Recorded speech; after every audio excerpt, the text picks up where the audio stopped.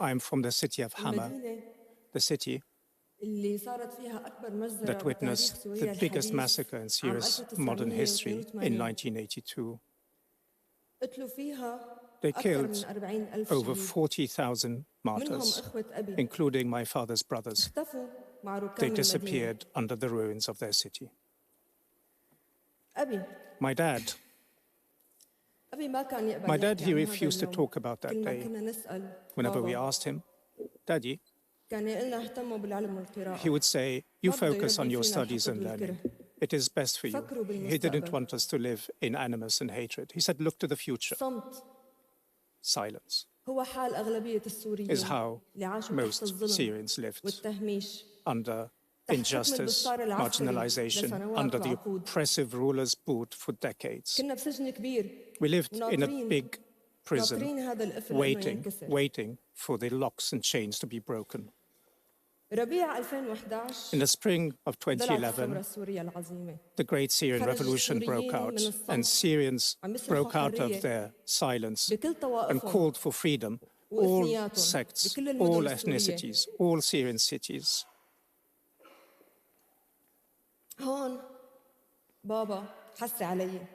Daddy spoke to me. He said, no one can prevent you from doing anything. But let me give you some advice so you can protect yourself and protect others. Be alone and be with everybody else, so you can come back home. Don't tell me where you're going, but only come back home and tell me you're safe. And he cried. The Syrian people, during the revolution, they used every peaceful methods to counter the violence of the regime against them. The demonstrations were full of song, full of white roses. And on any day we couldn't demonstrate for security reasons, we used to plant loudspeakers that sang out for the revolution, freedom and dignity. And they didn't know where this sound was coming from. Women, young women, from the heart of old Damascus, wore wedding dresses and held up banners saying, stop the killing. We want to build a homeland for all Syrians. All these peaceful initiatives were met by Assad's regime with killings, repression and detentions.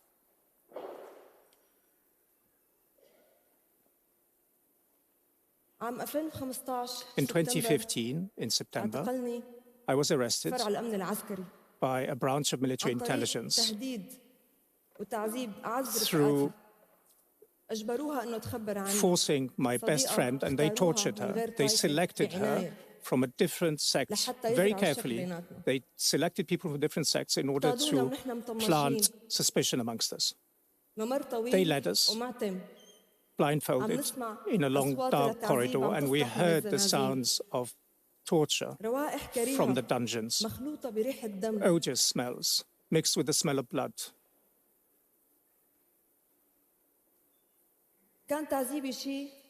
Being tortured myself was one thing, but the torturing of an old Kurdish man in front of me was something altogether different. They were trying to force me to confess my revolutionary activities. There was a woman from Daria. Her only accusation was that she was from Daria. She was epileptic, without medication, and we stood around her handcuffed, unable to help her, helpless. And in the cell of 3 by 3 meters, we were 15 women cramped together with our tears and our sadness. And I felt, this time I need to do something. And I answered my dad in my heart, and I said, here, I am with everybody. I pulled the threads from the rotten military blanket, and I started making a doll using it, hoping that it would be a totem for our freedom. My cellmates gathered around me and started helping me pull out the threads, and we started laughing and started having hopes and dreams. Hopefully we will leave, we will be able to rise out of this prison a big whale will come and take us away. After days and months, they transferred us to the Adra Central Prison, which was full of women with their children. And some children were even born inside this prison. There were no mirrors there, and the women asked me to draw them because they'd forgotten what their faces had looked like. They wanted to know what they look like now. Days later, art was serving us to resist this filthy place and escape together in dreams. Then when I was released, but the officer told me, from the intelligence officer, said, "You're not going home."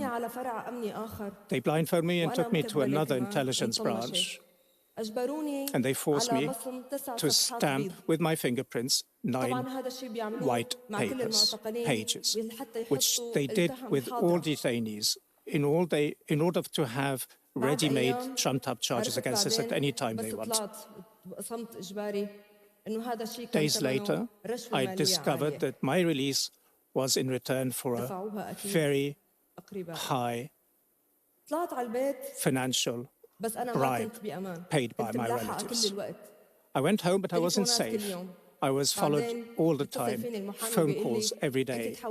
And then the lawyer called me and said, "You've been transferred to the terrorism court, which means you'll go back to prison, and this time, probably forever. And you must leave Syria immediately." Anybody who's transferred to that court means they have one-way ticket out of the country. And this is how they expelled us from our country. Us Syrians, they forced us out. Later in 2017, my father and mother took me to Beirut, and they hid their heaviness and sadness and pretended that they were happy I'd be safe. And my mother said, "You were born for your art." And my father said, he didn't say anything. It was the first time I heard his sigh of relief, that he's not afraid for me anymore. And they went back to Syria themselves. And we were separated until the spring of 2019, when I found out that my father had fallen ill, and I felt that these were his last days. I tried everything to get back, but my homeland's doors were shut in my face.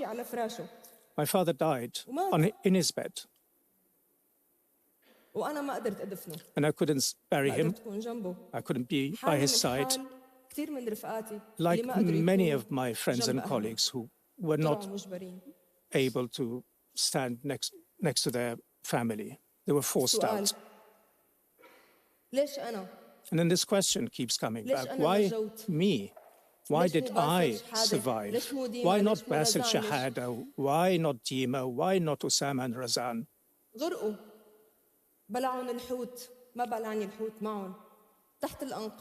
They fell under the rubble. They were swallowed by the big whale.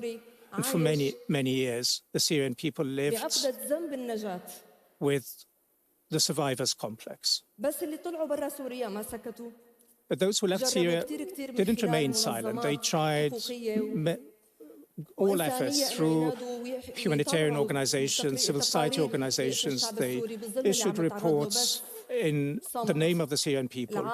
They told the world about the torture, but the world remained silent. All that happened was that the people were sanctioned. Sanctions were against the people, whilst the regime turned the country into a big prison and into a Captagon factory. And then you discover that all dictatorships around the world are like this. And we have now more wars. Once again, Palestine, the war on Gaza, after Syria and Lebanon, and the world is silent. it's complicit now. It stands in silence, complicit.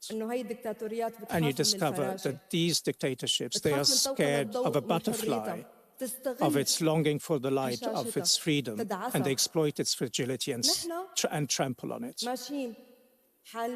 And we go forward with our dreams, with our fantasies,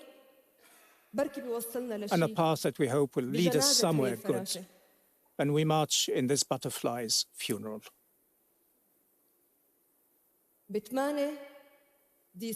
On the 8th of December, 2024, Assad fell. Syria was liberated, freed forever after 45 years of dictatorial rule, after 14 years of revolution, of injustice and murder and displacement and detention.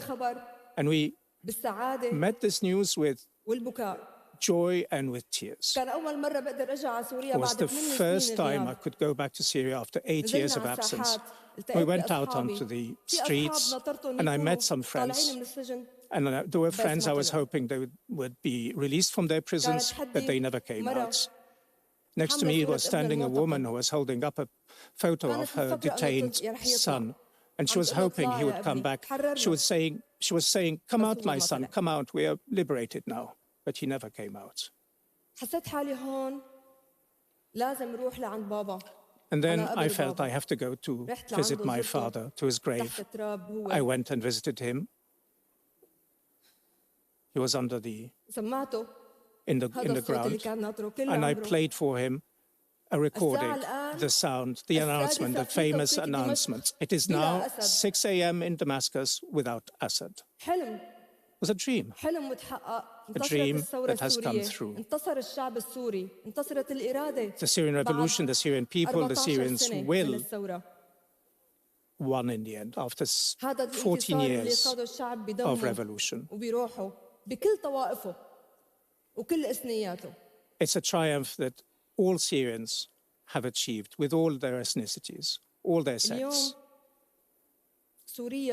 Today, Syria is not like any other day. For the first time, the Syrian people can speak freely. For the first time, we see all these initiatives, rights initiatives, educational ones. We've been calling for them for years, but for the first time, we can start them, we can speak inside the country freely after years of repression. Syria deserves this. Syria has a great history and a great civilization and deserves to come back to civilization. Syria needs trust, not pity. We have to lift the sanctions against the Syrian people. We have to give young people, young Syrians, the chance to go back to their country and rebuild it with love. Give love a chance. So they build it with art and music and literature. Art is still, always has been, the language of our freedom. Thank you.